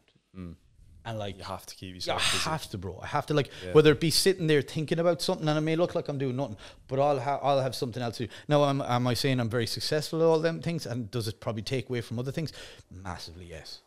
Because it's so hard for me to get absolute joy out of doing one thing all the time. I don't have that monotony in it, because I think the reason I had that with bodybuilding is, even with food still, I only like certain types of food. So I had no problem eating multiple times a day the same food. I didn't give a shit about that. I also would do a different body part every day. So that was the change. It was like, oh, I can make my legs grow today. I can make my back grow today. So there was always that. And it's the same thing I think I have. I think that transitioning was, I need to stimulate, even though you're stimulating a similar thing, it's almost a slightly different project, or it's a slightly different supplement, or it's a slightly different, it's something different, whether it's like, you know, I spoke about designing some of my own, you know, lifting equipment and stuff, like how I'd done before. So getting into that, even though it's in the same realm, it's a totally different space. Yeah, you know, it's biomechanics, it's angles, it's, you know, CAD designs, it's, you know, getting guys to, you know, welders and all this shit, and learn about different TIG welding and this and that and the other. Did you ever get like a clinical diagnosis? No, I guess I self-diagnosed it a little bit. I remember one of the doctors said it to my mother, you know, oh, yeah, he has stages of this, you can see this. And I remember that, and I thought, well, that's enough. But because I think my mother knew that, she stuck me in like karate. My dad stuck me in boxing. I did sprinting. So there was like no time to really, because like, I think my mother was very like astute that way. She realized, oh, this guy's insane. So if we don't channel this, he'll probably either become a serial killer or burn the house to the fucking ground. Because like my mother said to me, I was like, what was I like as a child? She was like, you're a cunt. I loved you, but you're a cunt. Because like I was able to walk. I was able to walk at like 7 months old. So like I remember, she told me, obviously I don't remember this, that's stupid of me to say, but I used to have a cot, and back then, I don't know what they're like now, but you had like this like puffy little bed bit that had plastic on it, I'm sure, just in case you pissed on it or whatever, and then there was a bit of like plywood that was in the bottom of it that was very like flexible. Jeez, my words are like the bed brace kind of thing. You know, on the bottom when you lift up the little mini mattress that would be there. Yeah. And I do remember thinking I was always in a cage, because I was always trying to bend them and break them, like always. But I don't know was that because my dad used to sit me on his knee, and I remember I would break them. I break the fucking things. And so there's a bit of this plywood fucking thing or whatever the fuck it was, like, you know, that like chipboard or whatever, but it's really you can bounce something down on it. Sorry, I'm not a carpenter, guys. And so I would bounce the fucking cot round the room, and I was like 6 or 7 months old, and I could run backwards. So I think they thought I was probably possessed or something, probably like Spelliarmus, you know what I mean? I was fucking you know what I mean? Because my dad used to like, oh, I think we should call him fucking Damien. Where's the sixes on his fucking head? I remember him doing that all the time when I was a kid, and it was all tongue in cheek. It's just I guess people are like, oh Jesus, he was a beauty. I wasn't. My parents were great. Do you know what I mean? But like, so I would bounce around this fucking thing, and you hear bang, bang, bang, poof, where it's falling out, and then you hear pop, pop, pop, pop. So that's what my mother heard, and then the door go, and then pop, pop, pop, pop. Where I hated sleeping in a fucking bed. I hated sleeping in the cot, so I'd run into a bed, and I'd somehow manage to get up on the fucking bed. So they left these little steps that I would get into this bed and sleep there. So I'd sleep in the spare room. I would not sleep with them. I hated it. I liked my own space. I don't know why. That's what I did. So one day I was like, bung, bung, bung. And then, so my mother was like, what's that little cunt done? I can imagine her just going, oh, fuck fucking watching TV. He's a fucking bollocks. What has he done? So she went up and she opened the door, and I was hanging. I'd hung myself where the bit of wood had gone back up and held me. And obviously, I was I'm not exactly fucking. Again, I'm not Shaquille O'Neal. I was still, believe it or not, I was still a short cunt back then, short king or whatever they call it. So I was like hanging my legs, and the board had held me there, and I was like fucking slowly, like red as a beetroot. She said. And she's like, for an instant, I did think of just closing the door because this wasn't my fault. And I was like, so what? And then she goes, I go, well, I take it you took the board down. And she's like, yes. But at that split second, son, I did want you to die. And then she laughed. But which is true because my father verified it. He goes, yeah, she was going to leave it there, son. And but she pushed the board down that. But then I used to like hop out the windows, and my dad would be afraid of heights, and I'd be up on the fucking roof and shit. Like I was just a little fucker. Like, but it was all harmless. Like it was all just stupid. Like I remember we got a house extension on. My dad was so proud of this. And I took a fucking lump hammer and put a hole through the fucking wall because I thought I was helping them knock the building down. And I remember it was so vivid in my mind. I remember like my mother was outside sunbathing, and I went out, I go, Mom! And she's like, what have you done? What have you fucking done? And she walked in, she goes, oh, your father's going to fucking kill you. That's just, I'm going back, son. I can't deal with this anymore. Can't deal with it. So like she went back in and she goes, Frank. And I was like, yeah, Dad, check out what I did. And his face, I was like, oh, fuck, I'm dead. No. So like, whatever happened. So, I cried a lot and apologized a lot, and then ran back out. And then I took a load of flour because I thought it was cement, and then mixed it in with the work sand, and then mixed that all up and tried to fix the wall with it. And he just looked at me. He's like, "You are a fuck." God loves it. Yeah, he's just like all I heard was Caroline. That's my mother's name. Can you get your son? I'm going to murder him. But like the thing is, I think they knew I was like very inquisitive. And there was no real badness in me. I was just a dumbass, you know what I mean? And just full of energy. Like I remember like I would just fight with my brother because he's like 2 years younger than me when I was a bit older, and I would just do stupid shit like that. But there was never any malice. Like, was I a bad kid? Like my mother was like, you were fucking horrible. You were just a terrible kid. But like not in a bad way. It was just like I'd always be up to some shit. I'd be either out the back. Like there's a picture of me and my brother where I lifted him out, and he was a fat little fucker, and I remember I lifted him out and we were in the coal bunker and we were just like trying to eat coal. I don't know why. And then like good parents in the 80s, my parents took pictures of it, so there's actually pictures of it. And I remember my brother just got all coal all over his face, and I'm there like chunking on this one. Like, I don't know what the fuck. Maybe it's a pH balance our stomachs because we did something. You're trying to clean your teeth. I don't know what the fuck we were doing. But like, those are the type. That's the type of shit we would do. But again, it was all innocent because like then like my grandparents owned a hotel, so my parents ran the nightclub, and so I was like always kind of socializing. And I think my parents, because they were so young, I think my mother had me when she was like 20, 21. And that's, that's probably average for back then. But they were young, and I didn't realize, like my father only drove Cosworths, and I think that's where I got my love for cars and, things like that, where you don't realize that these subconsciously have influences in you. Like my dad would put me on his lap and drive like 200 fucking miles an hour. So I thought, and I'd be holding the wheel, because like back in the 80s, there's no health and safety. No one gave a fuck. Do you know what I mean? But it was a cooler way to live because, my father brought me out fishing. I fished with my grandfather. I'd hunt and stuff because we owned a hunting hotel. And it was just like a very kind of boyish childhood. My father taught me how to fight because he's in Irish Hall of Fame for boxing. So, stuff like that. And those were the things. But I was always kept doing something. And I feel that's why like I just have this, like, money's great, and that's I guess a part of success is having money, but the other part is like enjoying what you do. And I think I'd be more, like someone trying to take that away from me is more what I would fight against than anything else. Whereas like money's great, and I've been rich and I've been poor and I've been everything in between, and it's great. Like money makes your life way easier. Like anyone who says it doesn't is full of shit. Like when I had a lot of money, nice fucking Lambos, and I fucking had a great time. But you still have to look in the mirror. You still have to get up. You still have to piss. You still have to shit the same way. And the thing is if you like try and come away from that and try and not treat people the way you want to be treated, then you're just really a piece of shit. And if money does change you and stuff like that, then you really have to look at who you are, because the people you see on the way up, you will always see on the way down. You just will. And if you treated those people badly, they'll never reach out to help you.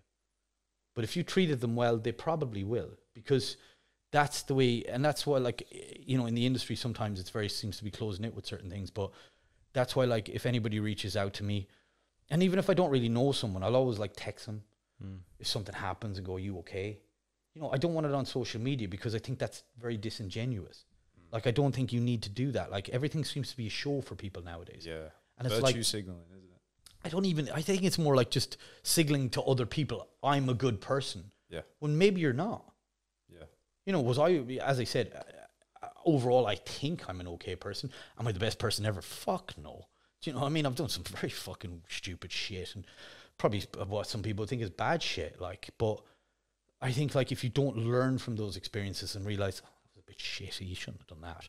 And, like, obviously, to a certain degree, I have a really quick temper. So sometimes I've said stuff or did stuff that I'm like, could have maybe just gone around that. And that's why, like, when you say to me, I've never been in a fight, I think that's a fucking great thing. I think that's a fucking amazing thing because, you know, working like nightclub doors and, you know, doing a lot of stuff like that, sometimes you become very desensitized to that. Yeah. We're like, oh, fuck, I have to punch this guy. Could he just fuck off? Do you know what I mean? Like, if he just fucked off, I wouldn't have to punch him. But now I'm going to drill him one. Fuck this guy. You know, because you know that's what this guy's after. Do you know what I mean? And it's like, you just don't want to do that. Or you have to, like, tie him up and, you know, pin him. You're like, oh, it just can't be fucked. Or I have to lift this guy out of the club. Why did he have to throw that bottle? There's just no need for it. Like, so I think sometimes like that, and like at the end of the day, I think one good thing, it makes you not afraid of things, but like also sometimes you need a bit of fear with things. Yeah. Especially nowadays, like you need to be aware that, you know, people carry knives, people are tooled up. And sometimes if you're very confident, like you don't, like we're all flesh and bones. And, you know, at the end of the day, a knife will go through you like it will through me.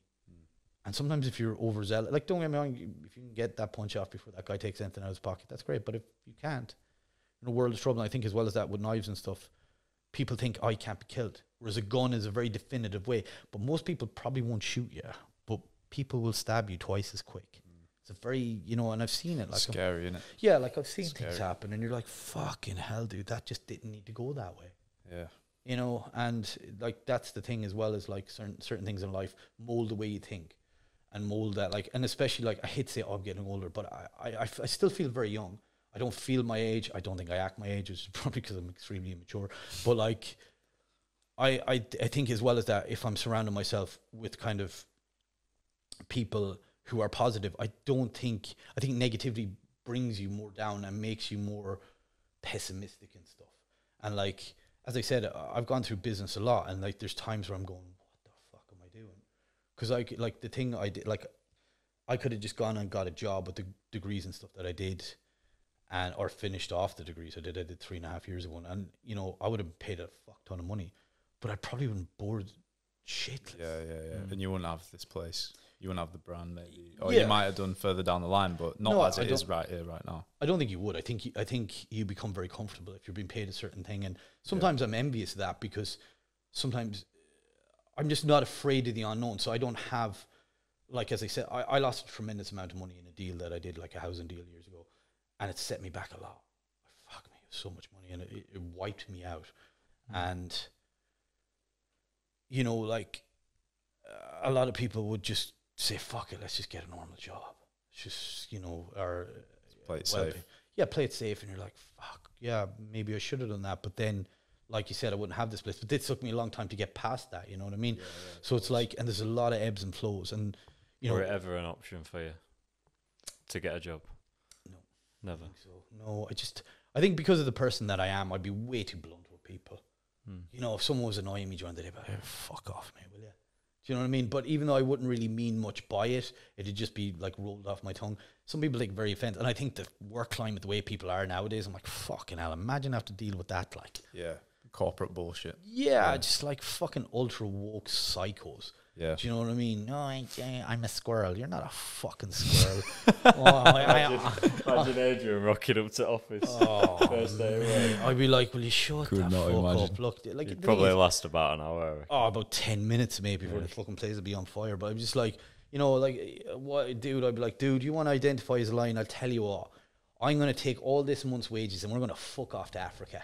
We're going to put you in the old fucking jungle there, and we're going to see you talk to that big lion over there and tell him you identify as one, and take, and I guarantee you he'll start with your arse and he'll end at your head when he fucking eats you fucking the whole lot. With that big setback, would you say like you learned a lot? No. No? Because there's always mixed, you know, some people... Most people say yeah, most people are like... I respect that, just yeah, straight up no. Yes, I do find that sometimes, like specifically, you know, I listen to a lot of podcasts and, you know, you hear stories from successful people here, there and everywhere. I think if I get successful again, then you can have that conversation with me. But no, I don't think I did, because if I did, I wouldn't have kept doing what I'm doing. Yeah. And like, it was a different realm away from what I was doing. I took money that I made in certain areas and then invested it heavily, and it went tits up. Yeah. But do you not think you learned from that? Like, no, not really, because like the thing is, in a roundabout way, it was very bulletproof. It wasn't just me that lost money; it was a load of people too. That I was like fucking, and it was just one of those things that was completely unforeseen. Yeah, completely unforeseen. Like, the work was done on it; it was bulletproof, and one of the guys that had done all the work and everything on it invested in it, invested the same amount of money as us. So I'm like, no, I don't think so, because like, I think you're either a risk acceptor or you repel it like a fucking rash. Yeah. And I think in the business that I'm in, you have to accept certain things, like, especially when you design a new product, like, and something you're like, don't know how that'll sell, but fuck it, I believe in it. So you have to believe in yourself. And I think if you're not willing to take risks and certain things, like, and not go, like, for me, like, as I said, like, we came out with we started one product, pre-workout, then we bought another pre-workout out, and then we did certain other things. And it's like, primarily for a long time, we were very known as a pre-workout product, one trick pony, so to speak. And, you know, the thing about it is like, when you're going into other realms like protein, and like, and don't get me wrong, we've had protein for a long time, and really only the last year and a half, 2 years has it really taken off. Before that, it was a very slow moving thing. And if anybody knows anything about protein, when you're making very high end stuff that's not really out there, you have to heavily invest. So, I mean, you're putting a lot on the line, and in a roundabout way, you're like, I could have just made X amount of pre-workouts and sold them. They'll definitely sell. Now I'm investing in this, and I don't know if it's going to sell, and it's sitting on a shelf for fucking 2 months. And you're like, fuck, what have I done? We've had this conversation before, haven't we, about like sort of how your kind of risk perception with the amount of money that you have to put down to get a new product underway, how that's kind of changed over time as the numbers have got bigger, as the business is growing. Obviously, when you start, like you said earlier, you start with a few £100. Yeah. At the time, that's like, fucking hell. Or it was for me anyway. And then now you're putting in orders, some orders like 15, 20 grand at a time, and paying that invoice, and you're like, fucking hell, now that feels scary. I suppose over time it'll probably just get bigger and bigger. Yeah, as well. Hopefully, anyway. No, it will. Like I think you have a really good brand. I think you have a good ethos. You listen to people. You're not arrogant, and it's like, you have to listen to other people. Again, no, it's very hard to know at the start who are genuine and who's not. And it's like, as I said, you will, you know, root out the dickheads eventually, and you'll be surprised then sometimes at the people that, once they stab you in the back, but you thought, fucking hell, I thought that guy and me were cool. Sometimes you'll have that, and that's more the kind of like, oh, fuck, that sucked. Like for me, I'm just like, where you could have just given that person a call, or they'll, you know, like say it on social media or something. You're like, there's no, like, where is the personality gone? Where is the personability gone? That I want to see people do well. Like, and if I see a shit product, you'll never see me commenting on it. I don't give a fuck. Like, it's not worth the time. It's just not my business, because everybody has a place in it. Someone's trash is another man's treasure. You know, and like, you know, every product we make, is everybody going to like that? No, that's why we make different products. Why do we make a non-stim? Why do we make a nootropic-based product? Why do we make a stim-heavy product? Well, you know, different folks, different strokes for different folks. You know what I mean? Like, and that's like, and you have to be open to that. And like, some might go, oh, I fucking love your Pump to Fuck. I fucking hate Onslaught. Cool. At least you're still buying my product. Yeah. Instead of going, oh shit, man, you should like everything, taking it. Like, you'll take offense to it if someone's never tried it and just had an opinion. Like, I bumped into someone ages ago. This is a while back at like one of the bodybuilding shows, and I'm wearing one of these t-shirts, whatever. Not these ones, the other older ones we had. And someone went, oh, Alpha Neon. Yeah. Might just say how nice these t-shirts are, by the way. 200 GSM. Thank you. Please. But like, it's Sorry. Bodybuilding show wearing the t-shirt. Yeah, so I was wearing one of the, and he goes, "Oh, that's an Alpha Neon t-shirt." He goes, "Yeah." I go, "Yeah." And he goes, "What do you think of the brand?" I was like, "Yeah." Didn't want to say too much because I was like, I want to see what this guy has to say because I knew he had the fucking shovel out and he was going to start fucking digging. And I was like, all right, and he kept banging. What do you think of the brand? Well, I'm wearing it, so surely that's like enough to give away. No, I think I said, "Oh yeah, I got a free with a product or something." Just some shit like that. I probably just said something like that. Through the yeah, I didn't even think anything of it. I thought he was going to say, "I love the." I thought he knew who I was or something. Okay, yeah. Because I was so cocky. I'm just so important. Everyone knows me. Do you know what I mean? But the thing is, we had a booth there, so I'm like, well, fuck me. Maybe he saw me walking by, so it wasn't like I was like out in the street in the middle of Tesco's going hi. Yeah. My little princess wave, hello, I'm Adrian, nice to meet you. So it wasn't nothing like that. So I was like, yeah, I got a free with a product, messing, something like that. And then he just said, yeah, I know the owner. I was like, oh, yeah, he's a bit of a dick. I was like, cool, yeah. It's like, yeah, and I was like, yeah, a bit of a prick and a bit arrogant. Yeah. I said he's taller in real life than I thought he was. Just messing up, just like saying shit that I wish someone had said about me, but never would. Do you know what I mean? Fuck, I thought he was taller. But like, yeah, so I was like, yeah, taller. Yeah, he is. Yeah, I said, I was. So, do you know what I mean? Like, and he just kept rabbiting on for a while, anyways. And I was like, all right, yeah. And I said, have you tried any of the products? Yeah, fuck no. I tried one that was dog shit. It was dog shit. Went straight in the bin. So they go, oh, lucky there's a dog on it. It should have had shit beside it. And I was like, oh yeah, class. So I go, well, I got the t-shirt free, you know, I'd wear it. And I was like, oh, by the way, mate, I got to go back to the booth. And he goes, the booth? Oh yeah, I'm the owner of Alpha Neon. I've never fucking met you before. You've never been to my gym. And no, he's not Australian. He's Irish. Nice to meet you. Fucking dickhead. And then I just walked away laughing. And I think someone had told him, like, obviously that I would probably later on had told him I'd fucking take his head off. Now, I just thought it was so funny because I just thought, that's brilliant. You have you've obviously heard this from someone else or someone that doesn't like me, and you've formed this opinion because you have no opinion, because you're an absolute fucking sheep. And I suppose as Andrew Tate, a beta male. So I was like, yeah, there's no point in me slapping you in the teeth because you'll definitely call the cops and you'll definitely try and sue me for 40 million quid that I really don't have. So I was like, cool. So he actually came back to the booth. I'd like to apologize. I was like, for what? Because I said that about it. I was like, but you didn't. You regurgitated somebody's opinion. Yeah. I said, how about you tell me their opinion and I'll have a chat with them. He said, oh, no, it was just something, it was my own opinion. I was just talking shit. Sometimes I do that. I go, right. I was like, well, I hope that's a life lesson for you to maybe shut the fuck up. Yeah. And maybe, because I said I thought you were going to say something nice about the brand. You didn't, which was probably even funnier for me. But I was like, no. But I was like, if you want a t-shirt, you can have one. And I was like, I have one right here. I was like, you can have that for free. And he goes, no. So I just, I was talking to one of the lads and they said, you have a bit of a temper. I was like, yeah, mate, what the fuck are you on about? I was like, dude, if I wanted to smack you, I would have just smacked you. I got way better shit to do. I was like, do you think you're worth a couple of weeks in prison for smacking you? I was like, nah, not a fucking chance. And I said, I'm not tough at all. I'm just a chilled out guy, but I will react. But I was like, make that a life lesson for yourself, bro. I hope it's resonated.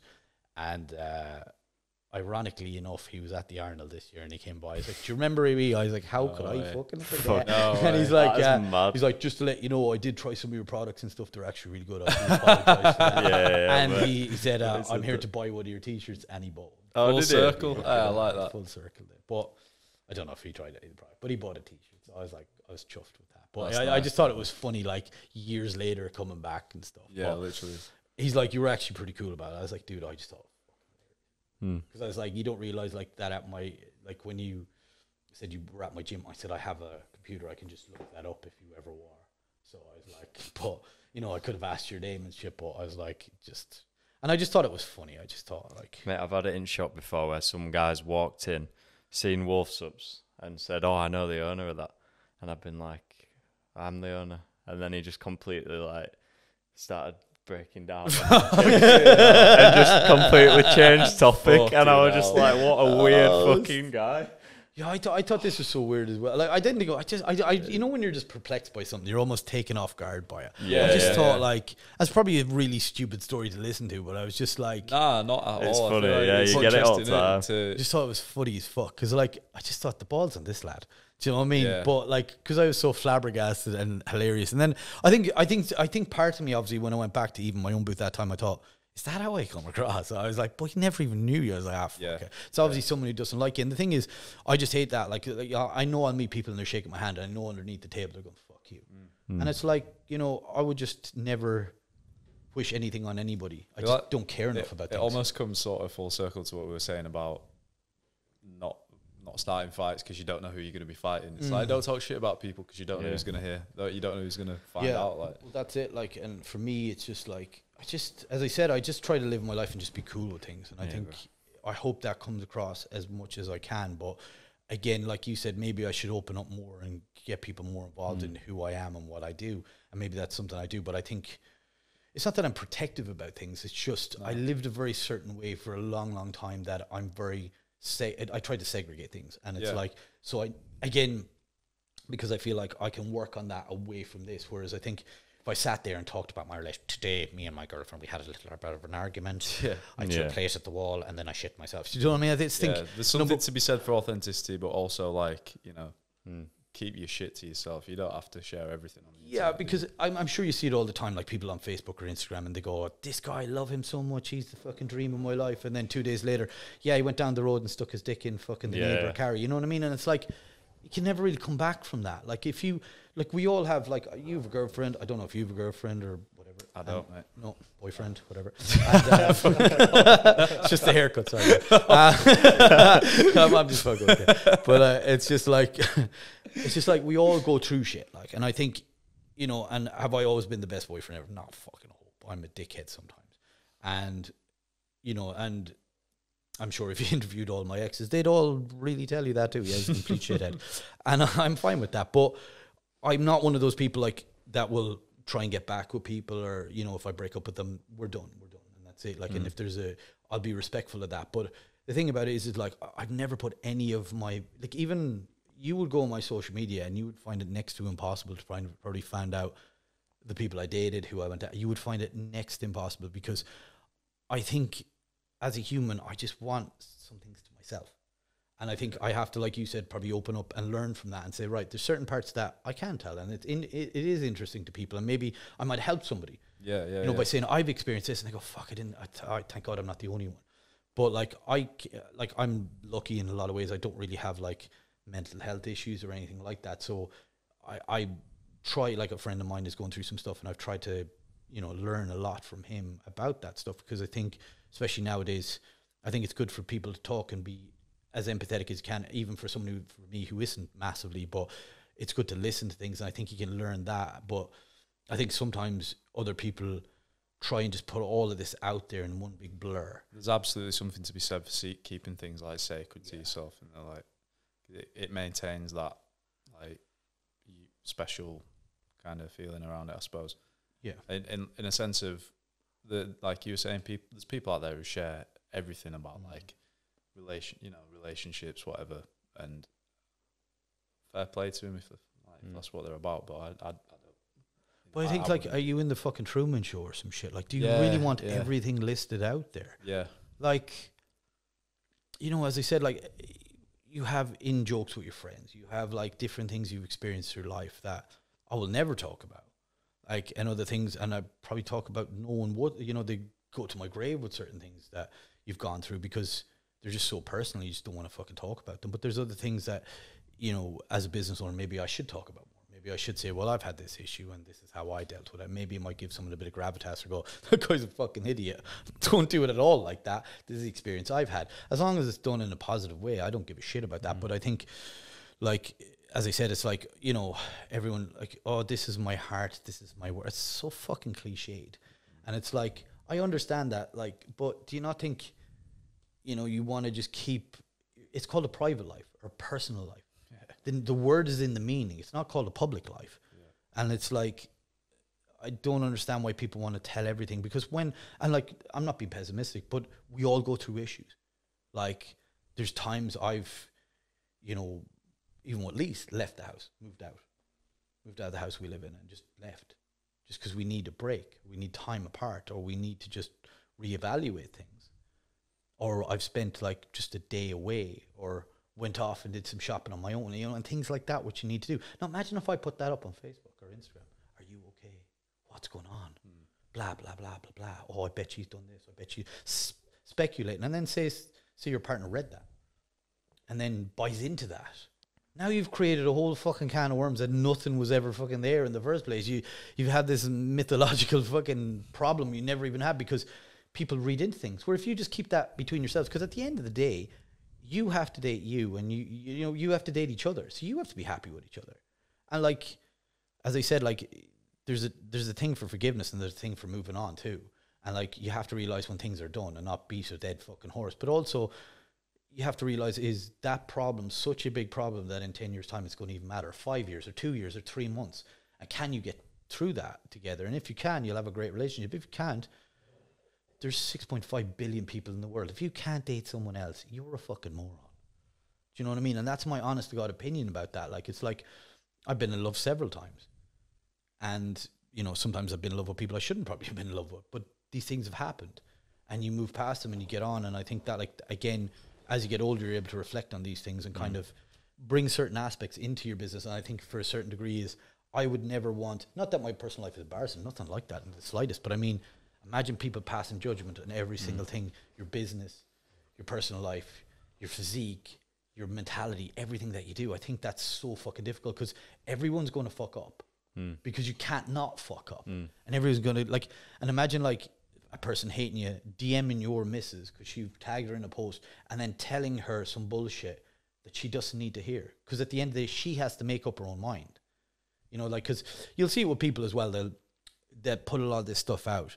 They'll go around in the last 50 people for their opinion. 49 will give them an opinion they don't want. One will give the opinion they want. That's the only one they'll listen. Yeah. And that's usually a toxic point perspective. But they only want to get justification in the way they're behaving. And that's why it's like, you'll see people like doing a show, for instance, and they look like they're fucking like a fat jelly baby. They look fucking terrible. And they're like, oh, king or queen, or you go get him. You look amazing. It's like, instead of going, look, I think you should not do that show because you're probably going to finish dead last. Yeah. Keep dieting a bit longer and you'll do better. But people don't want to do that because I've done that with people before and then I don't hear from them ever again. Yeah, It's people don't. the Yeah. route to take. It's like if I was in, like, we're in this room now. If I said to you, like, look around, look at everything in front of you, try to find all the things that are yellow right in front of you. Yeah. And then I say, close your eyes, and I say, tell me everything you saw that was red. Yeah. It's like, you're not going to be able to see it because that's not what you were looking for. But then now if I said, tell me everything you see that's red, you'd be able to tell me those things. But then something might be burgundy and you'd say, oh, I threw that in there as well just because like, I wanted to sound like I look like I've seen more. You want to back up like your own. Boys, I am cautious of these cameras as well, so yeah. I feel like they can't have that much longer left. Yeah, that's fine.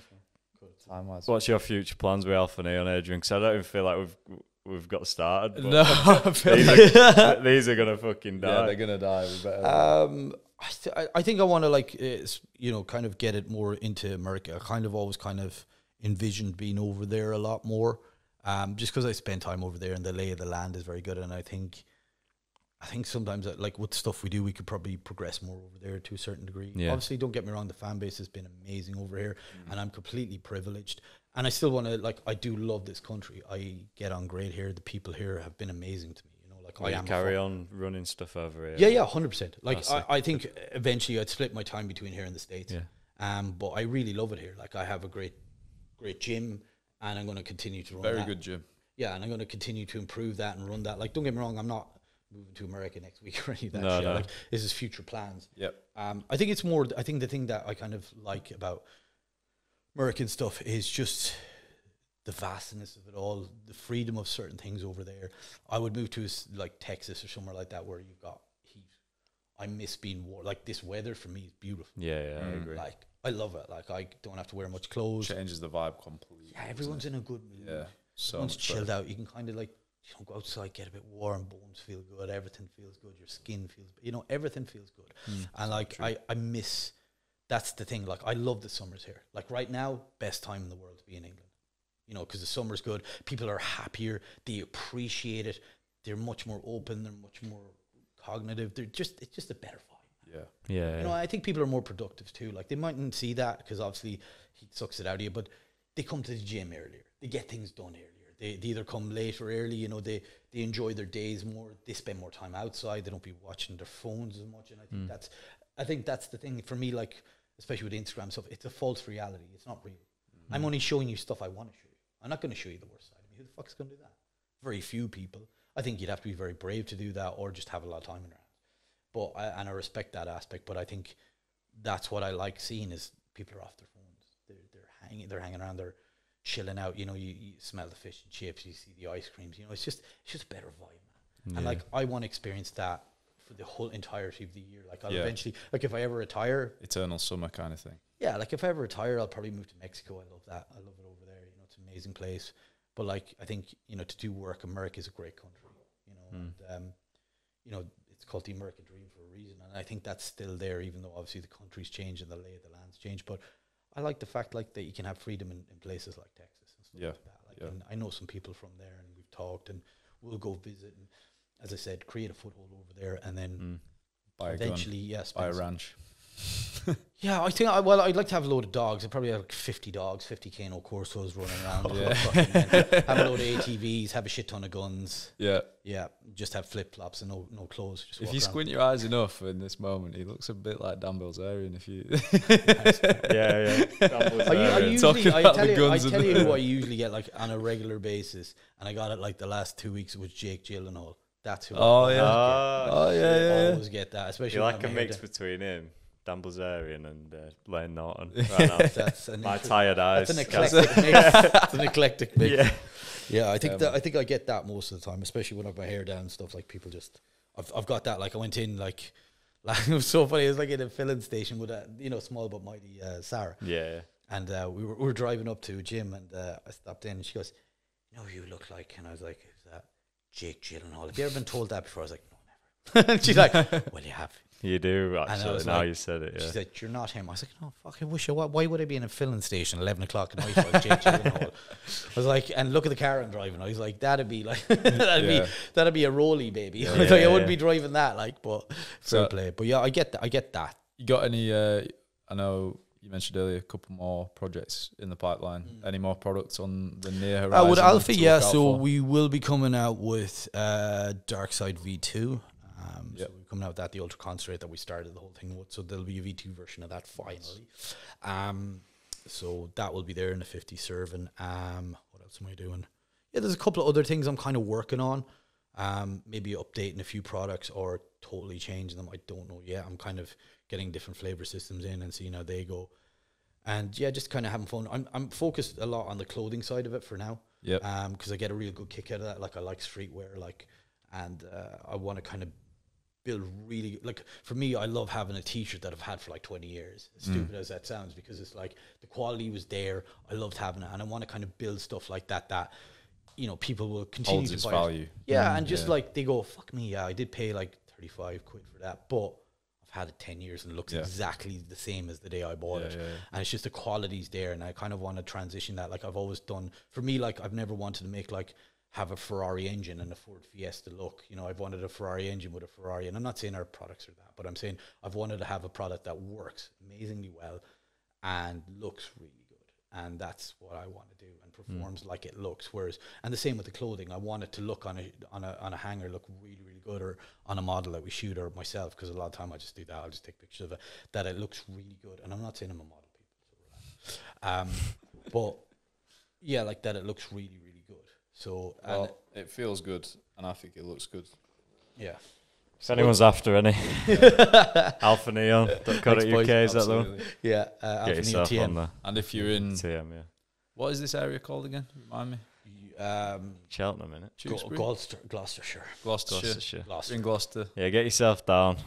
support them, man. Get some of the products, try them out. Get to the Dark Side Gym. Yeah, we got some wolf pump as well, so you can get some of that. Yeah, absolutely. But no, thanks for coming. Yeah, man, it's been thanks for coming on, mate, and thanks for having us today. Thanks for hospitality, mate. It's been appreciate it. That'll probably be heavily edited. So enjoy that.